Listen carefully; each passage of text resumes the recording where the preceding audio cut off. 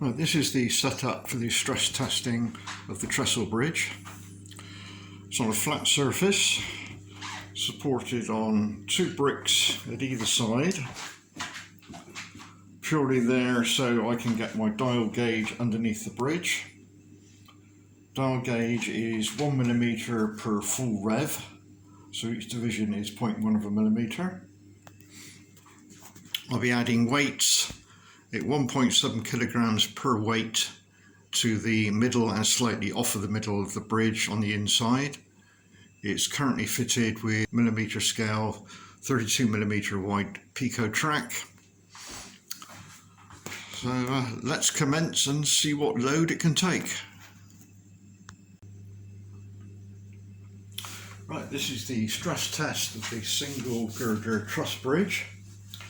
As you can see, I've got it set up on 2 supports either side and a dial gauge to see how much flex we get in the middle. The gauge is 1mm per rotation of the dial.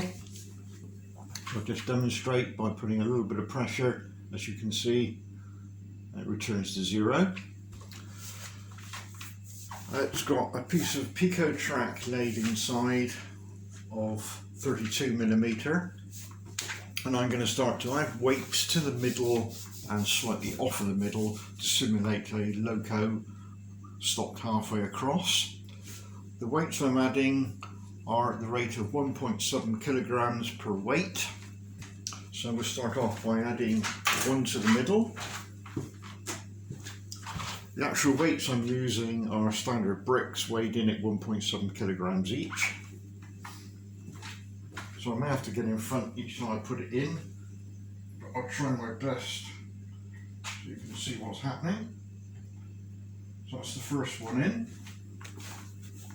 And we've got approximately 0.1 deflection.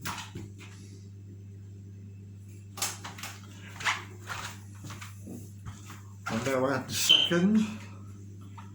We'll offset that slightly, as an engine won't be in one particular place.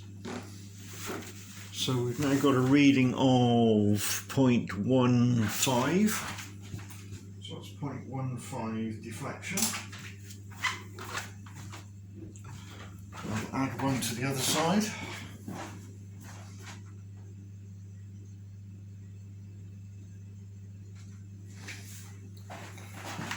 As I'm going to be coming up, to move to make room for the bricks to be added, so I can come up through the supports. Right, so that's now 4.1 kilograms and we're reading approximately 0.25 of a millimetre deflection. I'll add another one in the middle.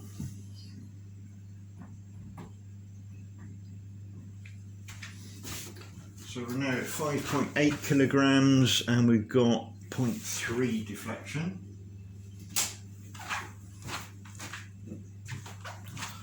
I can add another one.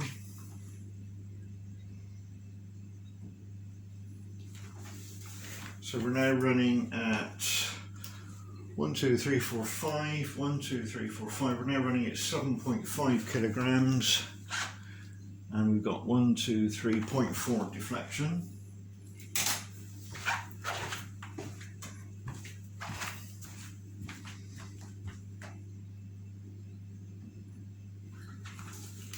Now added 9.2 kilograms. 1, 2, 3, 4.45 deflection.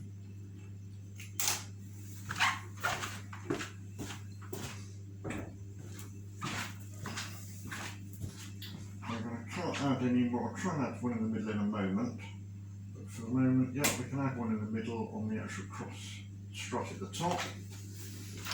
So we're now running at 1, 2, 3, 4, 5, 6, 7. So we're now running at 10.9 kilograms, 0.55 deflection.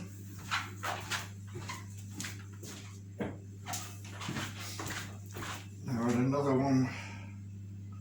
The end. So that's now 12.6 kilograms, and that's 0.6 of a millimetre deflection.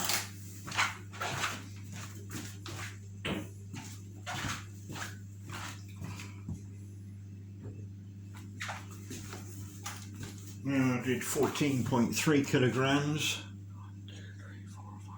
0.7 deflection.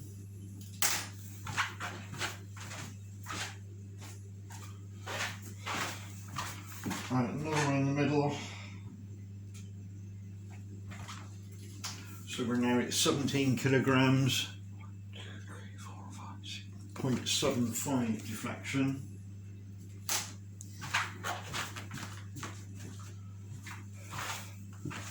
I'll now take it up to 18.7.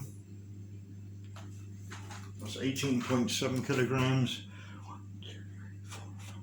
That's 0.8 deflection.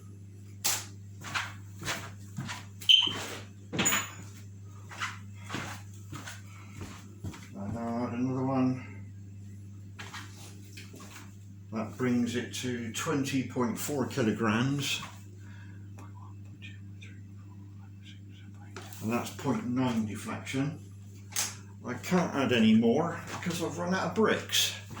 But I think that is sufficient to show that it will take a loco of a substantial weight travelling over with only less than 1mm deflection in the centre.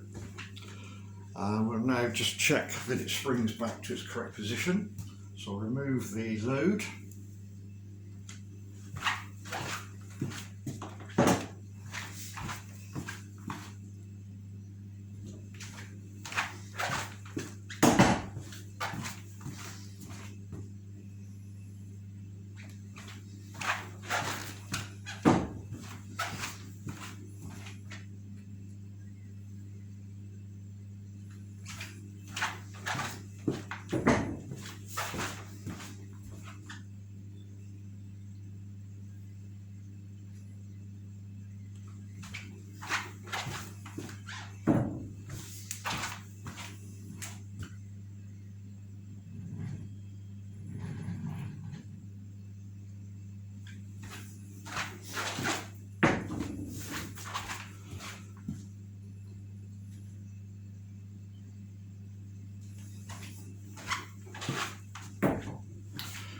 Right, that's removed the 20 kilograms, just sort of flexing a little bit, and we've now returned to 0.05 deflection, which is probably just a settling. So I think that's fairly conclusive. You should have no problems running your engine over this bridge.